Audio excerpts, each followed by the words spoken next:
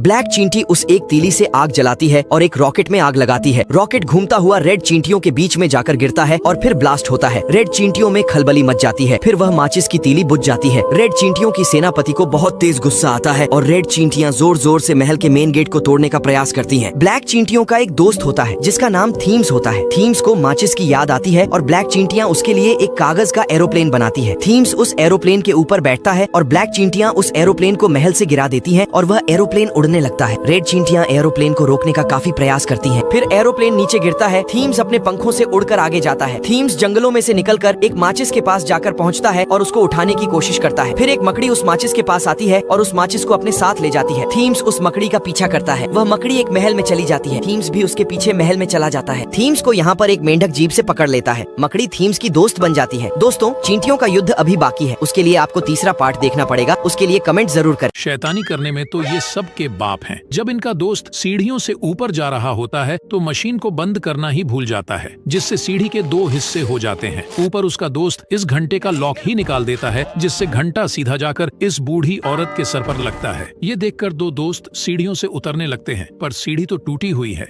जिसके कारण ये दोनों सीधा बूढ़ी नन के ऊपर गिरते हैं। कहीं तीसरा पागल भी इस बूढ़ी नन पर ना गिर जाए, इसलिए ये दोनों नन को जैसे ही आगे करते हैं तो नन का सर लोहे की पाइप से टकरा जाता है और फिर तीसरा दोस्त भी सीधे नन के ऊपर ही आकर गिर जाता है। फिर ये नन को होश में लाने के लिए जैसे ही पानी फेंकता है तो बाल्टी में मौजूद हथौड़ा सीधे नन के मुंह पर लगता है। लगता है आज ये तीनों दादी को समय से पहले ही ऊपर पहुंचा देंगे।